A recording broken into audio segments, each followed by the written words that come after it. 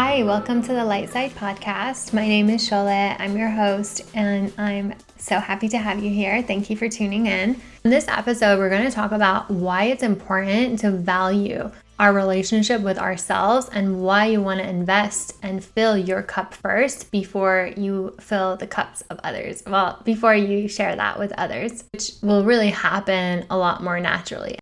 So we're going to talk about the 5 love languages very briefly, very succinctly, just so that we're on the same page as to what I'm referring to when I give my spiel.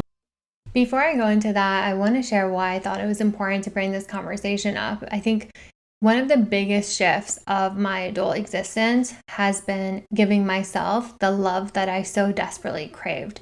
And I think we hear about self-love so much and it can feel a little vague, like, of course I love myself, or, for some of us, it might be really hard to say those words. And honestly, I was one of those people. I had a really hard time. It took me a while to build that relationship with myself, and I'll explain why. I'll go into it. I had a really big aha moment when I was journaling and really reflecting on my life sometime last year, and I realized that I wasn't craving the love that I was craving from outside of me for the years prior, and it clicked as to why that was. And so that's why I want to share with you. I think this stuff is so valuable, is so important that each of us give ourselves our love language so that we can share that love, so that our cup can overfill. Being born and raised in Iran for a part of my life, I think in the eastern part of the world more specifically, but I think in many cultures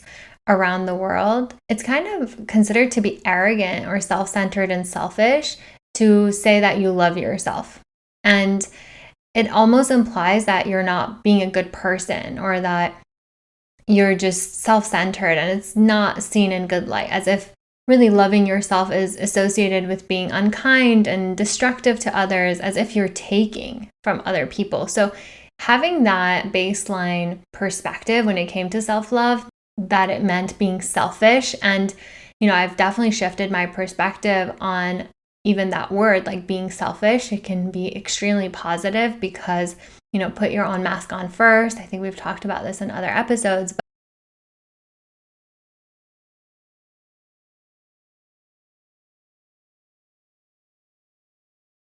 Just how, for so many people having been raised with the premise that money is evil, a lot of people also consider that loving yourself can, in a lot of cultures, be a bad thing. So, I think first and foremost, it's important to shift that perspective, because what if loving yourself meant being kind and compassionate to yourself, so much so that that same love and compassion pours out of you and allows you to give it to others unconditionally, because there's more where that came from. So it really is like shifting the perspective to think of it as being able to share the abundance that is your love freely, because you give yourself so much of it.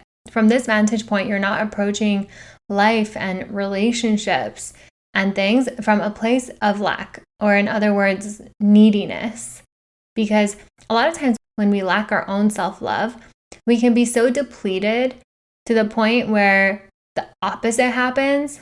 We need others to fill up our cup, which that sounds more selfish than being so self-love filled that you can share with others, right? So I think it's interesting how we think about being selfish versus what it truly means. It feels like the latter, where we're lacking our own self-love so much, where we really need others to fill up our cup, or we get frustrated or angry. That's where toxicity really leaks into relationships. So, it's interesting to consider, why isn't self-love more popular around the world, not just in America? Or it feels like there's a more recent self-love movement post-COVID, which I love. I'm here for it.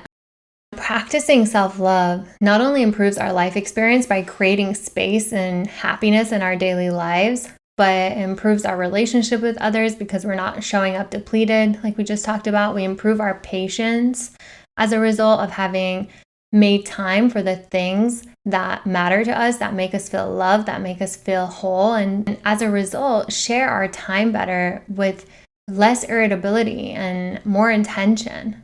And so not only do we improve our relationship with ourselves, we improve our friendships, our families, our family life, our community, how we show up. Ultimately, we impact so many more people than we directly interact with. Really allows us to act on love because our cup is full. And because our focus is internal, we create this space and capacity within us that would otherwise not exist. And by that existing, we can extend and reach others too. And so the biggest realization I had most recently was really that, like recognizing how much I wasn't needing that love that I was craving before. And I realized this because I was giving myself the quality time that I wanted from a relationship. Because I'm giving myself so much more quality time, I'm not desperately looking for it outside of me. I've learned how to love myself, and I believe that is what attracts that love. It's really fascinating to look back now because I wrote about this at the end of December 2022, and it's true. Like, my life did shift as a result because I was able to focus on other things. I wasn't hyper-focused on my relationships with other people because I was managing my self-relationship. I was showing up for myself, and as a result, didn't need other people to do that for me. And of course, we need each other. Like, we have an episode on the book Attached, which talks about how we are wired to need each other.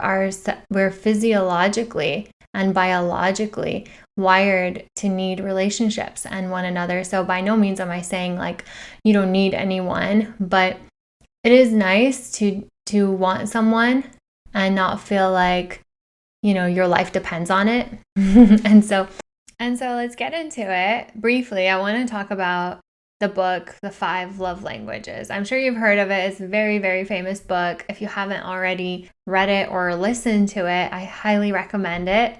The book essentially touches on how everyone expresses and receives love differently, which he discovered through being a couples therapist for many, many years. And in couples therapy, what he recognized was that someone's love language may be to show their love, whereas the person that they were giving that love to, their love language was gifts or physical touch. And so they didn't feel that they cared about them or that they loved them. And so no matter what that person, their partner did, they were kind of unhappy because they had a disconnect in their love languages. And so knowing your love language highlights that each of us have a primary and a secondary. And some people will say like, my love languages are all 5, but when you really do the quiz and get down to it, one is going to most likely be higher or greater than the other. And so the 5 love languages are words of affirmation, acts of service, receiving gifts, quality time, and physical touch. So knowing what your love language is and what your partner's love language is can really enhance your relationship. It allows you to connect more deeply. It allows you to feel seen, heard, understood. And so really, I think that is one of the biggest hurdles in connections is the feeling of being understood, like not needing to translate your needs constantly. And the book is really great because it offers really practical advice that people can apply to their relationships and to their life, and it can be life-changing.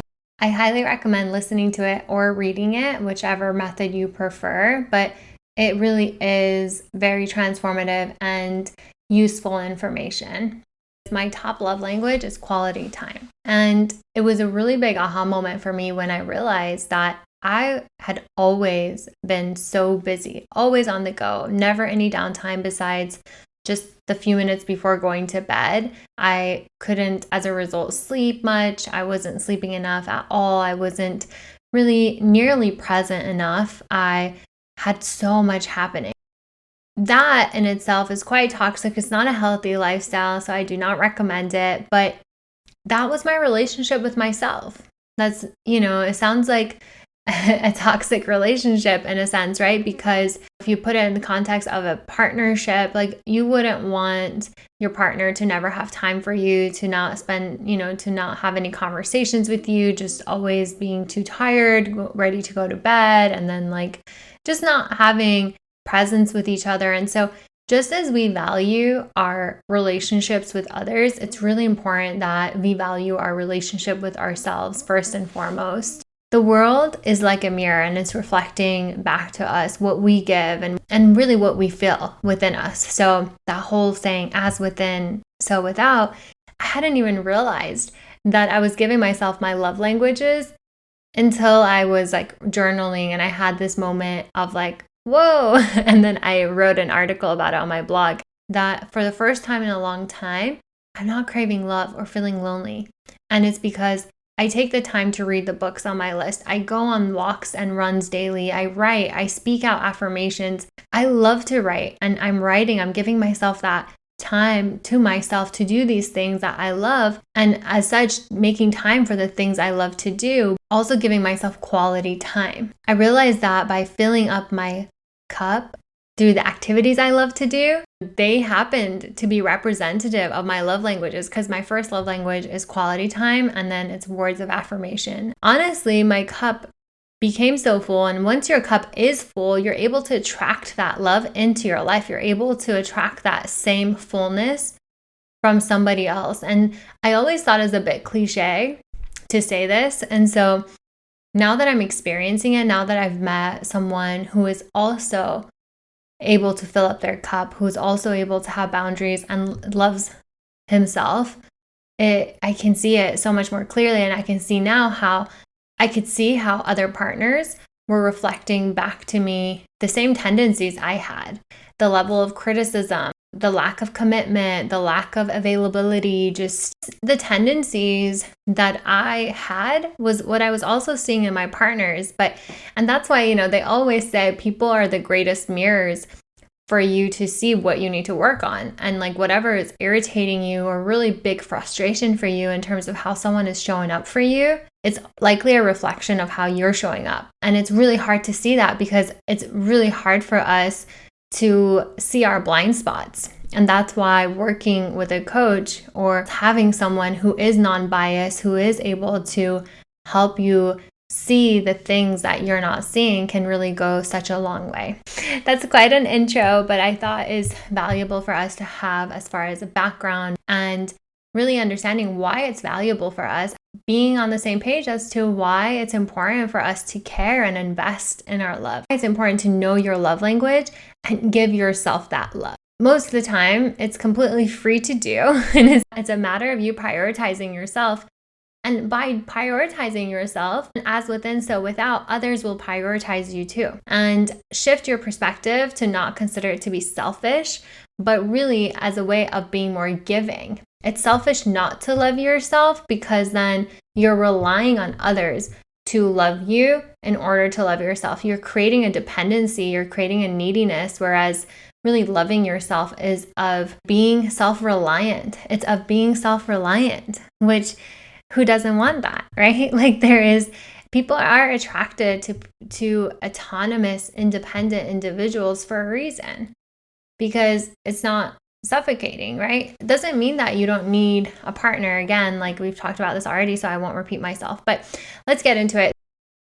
If your love language is quality time, then you need to give yourself your undivided attention by putting your phone away and putting distractions away and doing something that you enjoy. Like this is focus time for you. And that can be any mindful activity, right? Like it can be just relaxing, reading, journaling, going on a walk, maybe a walking meditation. It could be any type of walk. Really, like putting aside a 10-minute walk for yourself every day is a great way to give yourself this as part of your love language. It's like, I'm going to take a 10-minute phoneless walk every morning, the first thing I do when I wake up, or I'm going to do it in the evening. Whenever you can, just give yourself that time and just be fully present. I think it's important to say, I think it's really important giving this distinction that it should be undivided time without your phone, without distractions, because a lot of times we think that time to ourselves includes our phones, but typically you're talking to other people, you're giving your energy away in one shape or another, whether you are in a chat, in a conversation. For many people, they're having multiple conversations, context switching, looking at different apps. That is very draining. You don't have to be running down the street and you don't have to be like physically exerting energy to be giving your energy away, right? Like it's giving your energy away is not just about like cooking, cleaning, running, or whatever.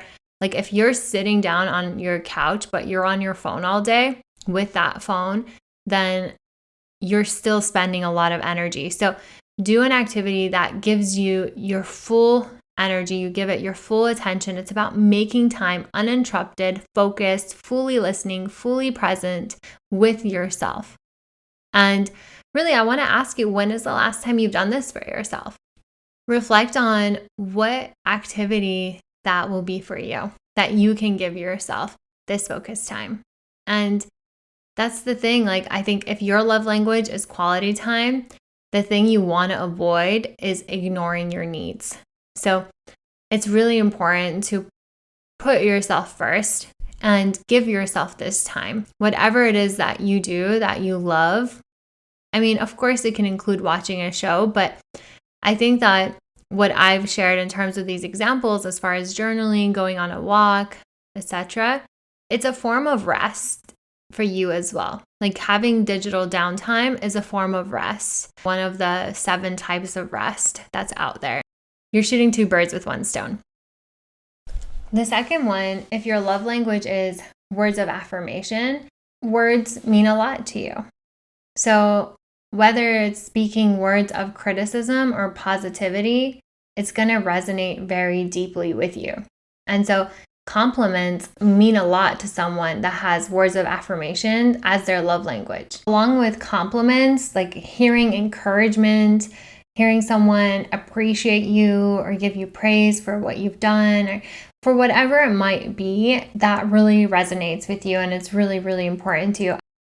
I really wholeheartedly stand by the power of words and our inner dialogue, especially making that mindful. It's my secondary love language. And so becoming aware of the words you say to yourself can be really, really powerful here. If this is your main love language, you need to hear positive messages and try to avoid really non-constructive criticism, like bashful criticism. I would suggest writing words of affirmation and repeating them daily. And if you can, at least twice a day, like that would be amazing, morning and night. Words of affirmation are so powerful because the more you repeat them, they create a neural pathway in your mind, in your brain. And for most of us, we already have this constant dialogue going in our head. It's helpful to have determine words that you want to say to yourself so that you can replace it. It creates like the opportunity for you to reframe what isn't serving you. You know, once you become aware of it, you catch yourself and you begin to replace them. The other thing you can do is create sticky notes as reminders and place them on your mirror, on your desk, and in the bathroom, on the bathroom mirror, on the bedroom door when you're stepping out. Maybe it's on the front door before you leave the house, so that you're reminded and so that you get your words of affirmation, even if it doesn't come from others. With this exercise, we're trying to give ourselves our own love language. We're not trying to outsource it. The other thing you can do is start a gratitude journal and write words of affirmation. This combination of writing your affirmations, write your gratitude, writing your highlights of the day. So I have a notebook by Intelligent Change. It's called the 5-Minute Journal, and I gifted this journal and I love using it myself. I've used it for 2 years now and it's super helpful. It takes less than 5 minutes. I know it's called the 5-Minute Journal, but it usually takes me like a minute at night and in the morning to just write down what I'm most grateful for. Maybe 2 minutes, I don't know, but who's counting? And then to write down what would make the day better, what would make the day great, what have I learned this day? What is my affirmation? And what I really love about it is that it helps you build this habit that is really going to serve you. I highly suggest it, but even if you want to use a blank notebook, use that and fill up the page with words of encouragement for yourself. Fill up the page with words of appreciation for yourself. What do you love about yourself? What are you grateful for about who you are? What traits and qualities do you love and admire in yourself? Write it all down and give yourself that self-love. Another thing you can do is use the mirror and give yourself compliments. Give yourself compliments, whether it might be because you really love your hair or your skin or your eyes or whatever it might be. Like you love your freckles, to anything. Just look at yourself and pour love out to you and give yourself that love, that compliment, that praise, that appreciation, that encouragement. And maybe even in your journaling, right? Use a page to give yourself encouragement. What makes me uniquely me? What makes me who I am? What is it about me that is really specially me? Like if your name, I don't know, the name April just came to my mind. Like what makes April uniquely April? What makes Jared uniquely Jared? And like write about you and give yourself that praise and encouragement and love. And I suggest doing this. I suggest writing and speaking affirmations daily, but even several times a week is good. Do it as often as you can. It just really helps a lot. And if it's hard for you to get your hands on a journal, then write it in your notepad, in the notes app of your phone. I use it all the time for my affirmations if I don't have a notebook handy. And it works great because you can also look back at it and be like, oh, this is so great. Like I was thinking this on this day. It was fun. The next one I want to cover is acts of service. So this is someone who really values when others do things that show they prioritize their needs, such as running errands or doing small things for them, or even big things, right? They do things that show that they are there to help and support you. If this is your love language, then give yourself this by making yourself tea or coffee with your favorite creamer, or make your favorite meal for yourself. Maybe breakfast in bed. It's like doing these little things. Maybe the night before you go to bed, you get your coffee machine ready for the next morning. And so it's like giving yourself this little treat. Maybe it's organizing your space and cleaning your room and like even making your bed each day. It just takes literally under 1 minute to make your bed every single day. And it is not only a super great way to start your day because you're starting your day with intention and purpose and you're spending your time doing things that are meaningful to you, but you're also organizing your space. You are going to come home later to a made bed. It feels good. It gives you like a hotel feel. The other thing you can do is make time to do things off of your to-do list, your personal to-do list, and prioritize it. Make this a priority so that you don't feel depleted, because that's one way you become burnt out is when you deprioritize yourself and the things that are important to you.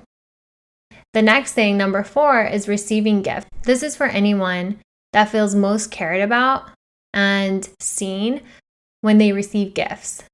And obviously, it's gifts that I think for the most part, people thoughtfully picked out for them. So someone with this love language can really feel hurt by meaningless gifts. Someone that has this as their primary love language can really feel hurt by meaningless gifts that don't have any meaning or sentiment, or you just like got them something really randomly. It's not to mistake this with like them being materialistic, but it's really more about the meaning and sentiment behind the gift for these people. If this is you, then order yourself flowers. Have it come to the office. Order yourself chocolates. Maybe get yourself flowers on your way home. Like whatever it might be, give yourself a gift. It's a small gesture that will go a long way for yourself, and it will really boost your mood. And that's, I think, what it's about, right? Like boost your serotonin. The other thing is like you can give yourself something you've been eyeing. It doesn't have to be a special occasion for you to treat yourself or to give yourself a gift that would really fill up your cup. And I think it's like little things. Like for instance, you may have been wanting to try a mascara. Like get yourself that as a gift and consider it a gift. Get yourself something to thank yourself, to appreciate yourself, to encourage yourself, to motivate yourself, to really celebrate who you are and not needing other people to do it for you. Like it's empowering to know that, hey, like I can get myself this as a gift and I can get myself flowers. And so funny. Miley Cyrus's song, I didn't think about that when I wrote this, but I love it. We're on the same wavelength. So the last one is physical touch. People with physical touch as their love language feel love, safety, and care through the warmth of a touch, hug, or holding hands, or any sort of physical closeness. So if this is with your partner, it's like cuddling is important to them. Sitting next to each other is important to them. So if this is you, and obviously again, here we're talking about giving yourself your love language, then get a massage or give yourself a massage. I mean, so necessary, especially for most people, how we're like crouching, working on computers, or like even if your job is more physical, body can definitely use a massage. We all have knots and kinks and whatnot. And so the other thing you can do is every day when you shower, apply lotion after you shower and give yourself a massage when you're applying lotion or oil or whatever it is you use. Really give yourself that time. Taking a warm bath can do wonders, and really get cozy with comfortable pajamas under a blanket. Like having cozy pajamas in of itself, that's like a soft touch. That can also help you feel physically warm and cozy and comfy.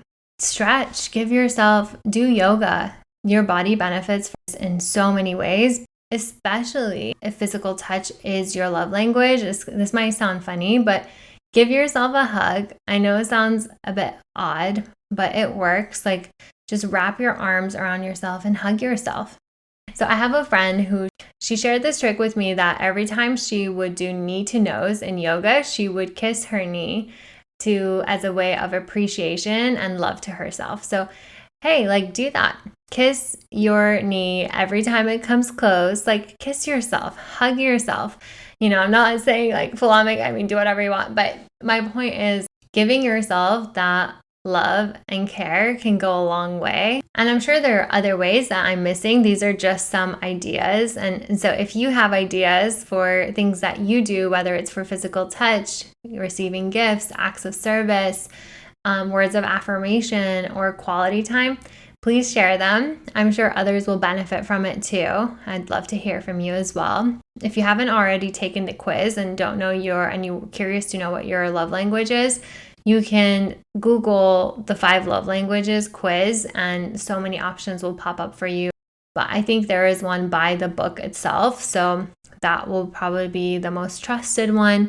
And yeah, you can see which one is for you so that you can give yourself the love and care that you really need and find ways to emulate that love in your daily life for yourself. To love yourself is really to create a dynamic shift of intentionality and creating more of what you love and desire into your life experience. It's ultimately activating an untouchable superpower.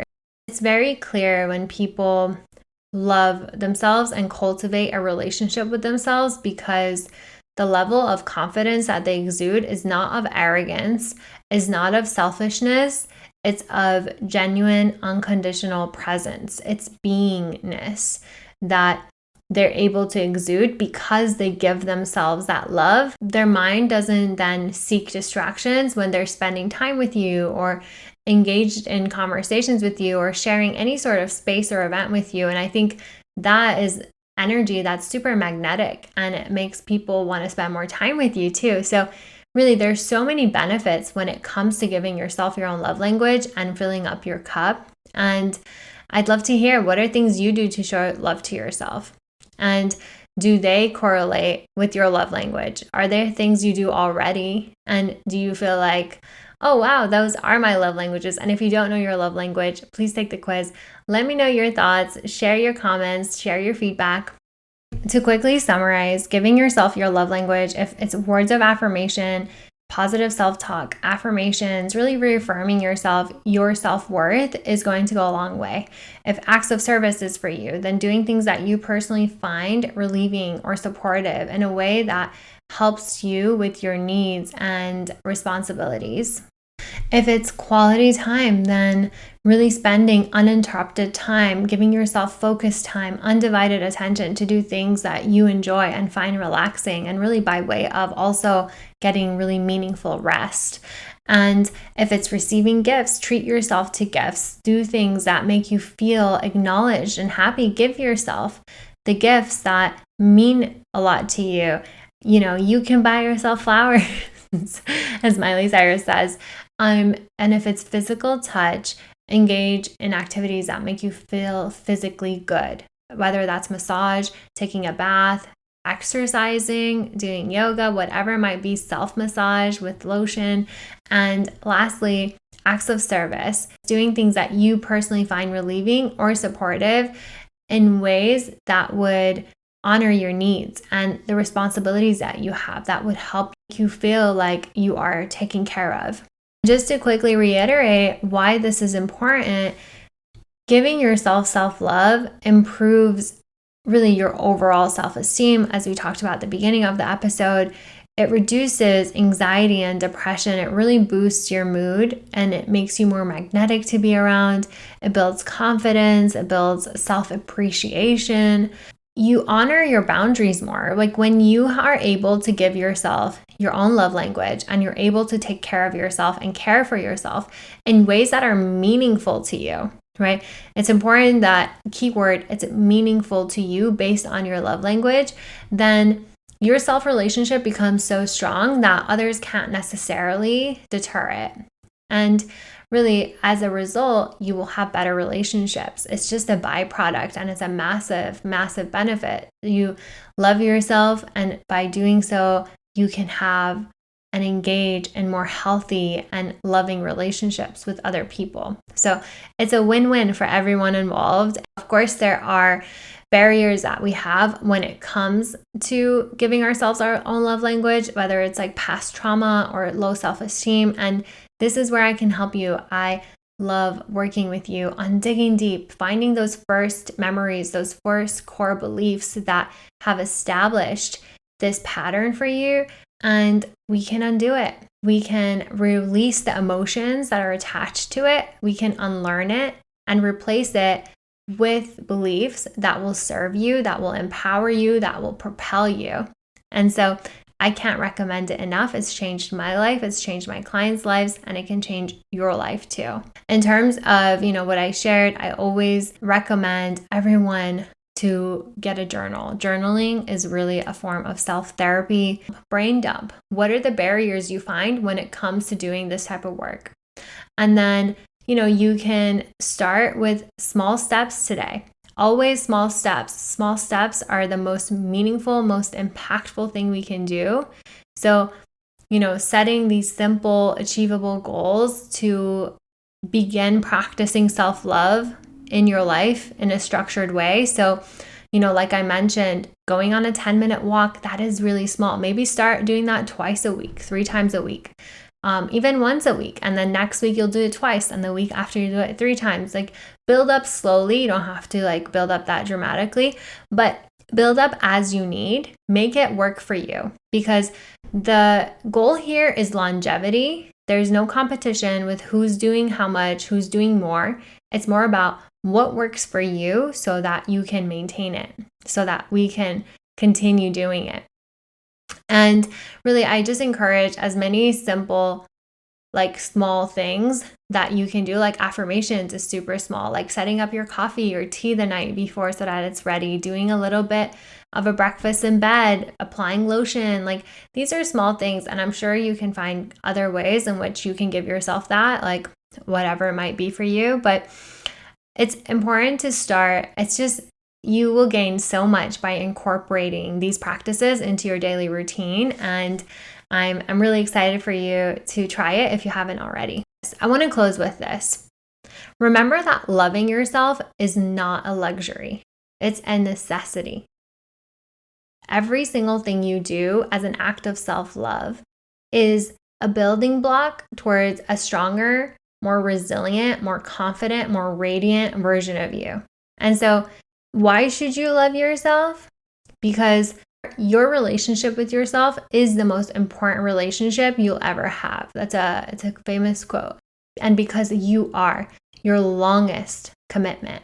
You came into this life as you, and you will always, always have you. And so fostering this relationship with you is key to being happy and resilient and unbothered. Really, like unbothered in my mind is a state where you're not reactive or dependent on other people to be a certain way in order for you to be happy.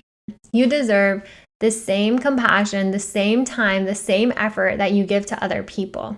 So start small, perhaps with a kind word to yourself or a small treat that will brighten your day. I feel like who couldn't use a word of affirmation? Write something beautiful and stick it on your front door and leave it every day seeing that.